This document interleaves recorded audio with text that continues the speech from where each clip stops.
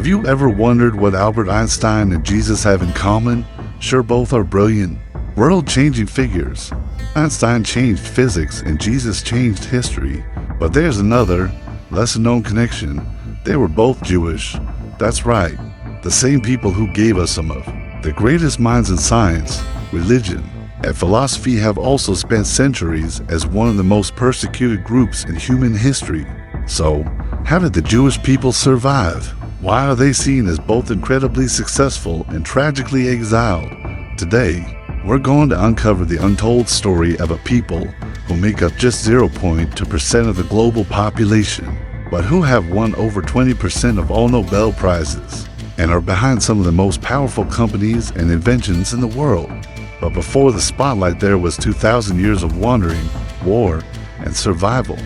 1. A people apart but unbroken according to the latest 2023 data. Jewish people make up just a sliver of the world's population, yet they account for 11.6% of the world's billionaires, 20% of Nobel Prize winners. Just think about that for a moment.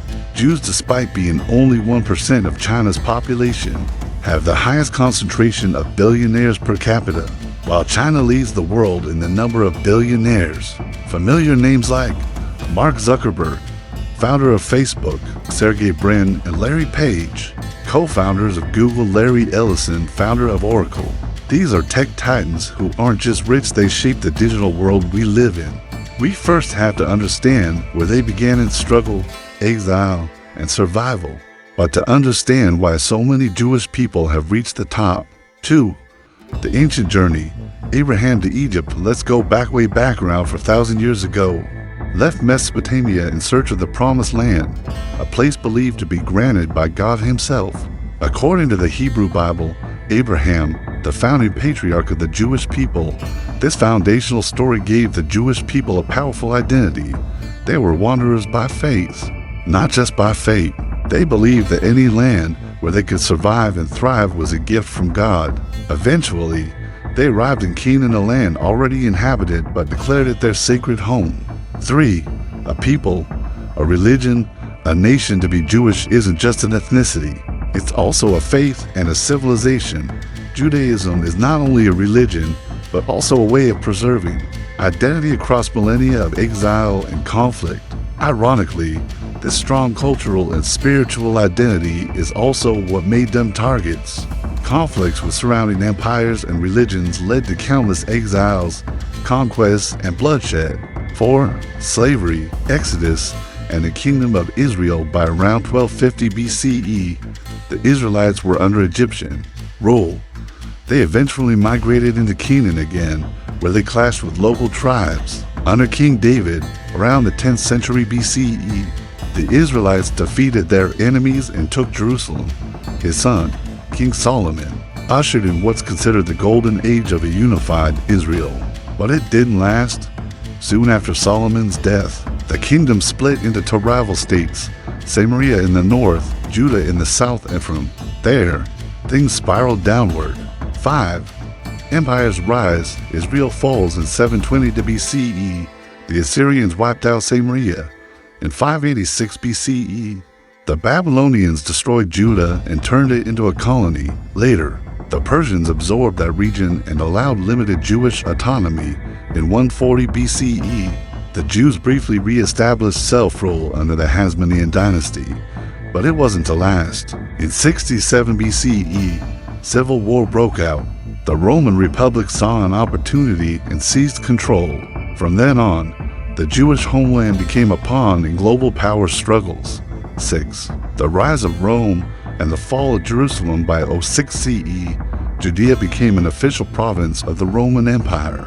That same era gave rise to a figure who would shape world history, Jesus of Nazareth. Born around 04 BCE in Roman-controlled Bethlehem, Jesus was a radical teacher and healer who challenged religious elites and claimed to be king of the Jews. The Romans saw that as a political threat. He was executed, but his followers claimed he rose from the dead. Christianity was born.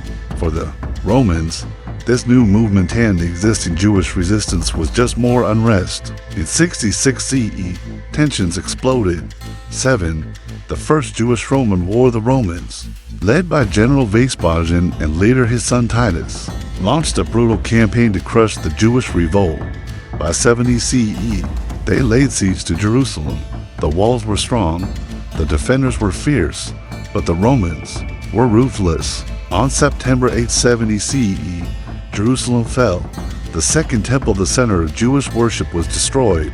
Over 1 million Jews were killed, according to historical sources. It was one of the bloodiest sieges in ancient history and a turning point for Jewish identity. 8. The final stand. Bar Kokhba revolt in 130 CE. One final rebellion erupted, the Bar Kokhba revolt. Led by a charismatic leader named Simon Bar Kokhba, it drew hundreds of thousands of fighters. They built underground tunnels and launched surprise attacks. The Roman response, merciless. They sent 120,000 soldiers, 10 legions, and crushed the rebellion. Estimates say 580,000 Jews were killed. Entire towns were razed. Survivors were scattered across the empire. Jerusalem was renamed. Jewish religious practices were banned.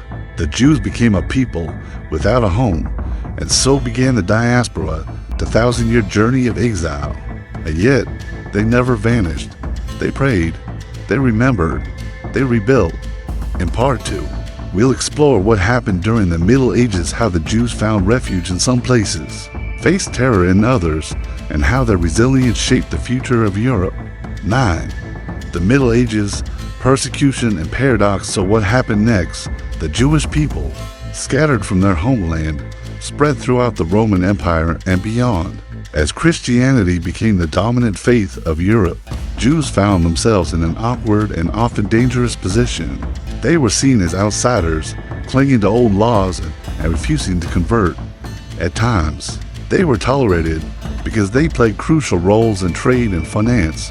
At other times, they were scapegoated for plagues, wars, and economic downturns. 10. The ghettos and the expulsions in medieval cities. Jews often had to live in separate quarters, what would later be called ghettos. These weren't just poor neighborhoods, they were legally mandated, walled-off districts. Their rights were limited, they couldn't own land or join craft guilds. Many turned to money-lending because Christian laws against usury charging interest didn't apply to Jews. This only increased resentment, and so came the expulsions. England in 1290, all Jews were forced out. France in 1306, and again in 1394. Spain in 1492, the same year Columbus sailed west. Spain's Jews were ordered to convert or leave. Tens of thousands fled to the Ottoman Empire. North Africa, or Italy. 11. The paradox of Jewish prosperity. Here's the irony. While Jews were often confined, heavily taxed, and threatened with violence, they also built tight-knit communities with strong systems of mutual aid. Their emphasis on education, literacy to read the Torah, and preserving traditions meant they were unusually well prepared for the emerging capitalist world. In a way, persecution forced them to rely on portable skills, trade, finance, scholarship that could be carried anywhere. This is one of the reasons Jewish families often rose quickly wherever new opportunities appeared, but it also fueled dark myths that Jews were secretly running banks, manipulating kings, or hoarding wealth. 12. Pogroms, organized terror. In Eastern Europe, especially under the Russian Empire, violence against Jews often took the form of pogroms, organized massacres that destroyed entire communities. Between 1881 and 1921, thousands of Jews were murdered in waves of mob violence. Homes were burned, businesses looted, millions fled to safer places like Germany, France, Britain, or the United States. By the early 20th century, New York City had become the largest Jewish city in the world, with more Jews than Warsaw or Moscow. But even there, old prejudices followed. 13.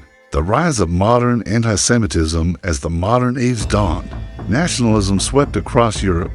People began to see themselves as part of ethnic nations: French, German, Russian, Jews, who lived across borders with their own customs and language. Yiddish in many areas didn't fit neatly into these new categories. Conspiracy theories spread. Jews were blamed for capitalism, by the far left and for socialism by the far right. They were painted as both greedy bankers and dangerous revolutionaries. This toxic laid the groundwork for something far worse. 14.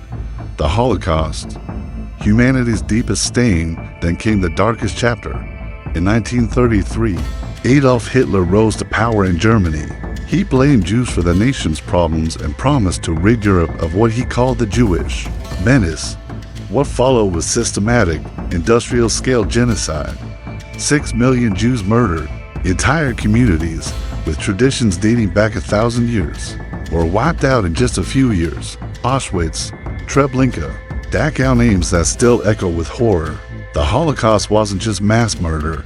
It was an attempt to erase a people from history itself. 15. The Jewish Code of Survival. So here's the staggering question. How did they survive? After being scattered across continents, living under hostile regimes, facing countless massacres, and nearly wiped out in the Holocaust, how did Jewish identity not vanish? 3 key reasons often come up. 1. Memory. Jewish culture is obsessed with remembering. Every year, during Passover, families retell the story of the Exodus, leaving Egypt, wandering the desert, finding the promised land. Even in exile, they always spoke of Jerusalem. To education, the command to teach children the Torah means literacy and scholarship were universal. While medieval Europe had sky-high literacy, Jewish communities read, debated, and preserved texts. 3. Community. Tight communal structures provided social safety nets. From caring for the poor to arranging marriages, this kept Jewish identity strong, even under pressure to assimilate. 16. The modern miracle. Israel reborn in 1948 against all odds. The Jewish people re-established a homeland in Israel. After 2,000 years of exile, wandering, ghettos, pogroms, and gas chambers, they returned to the very land Abraham walked. It's one of the most astonishing national comebacks in history. Today, Israel is a tech powerhouse with a GDP per capita rivaling European nations, cutting-edge medical breakthroughs, and one of the world's most formidable militaries.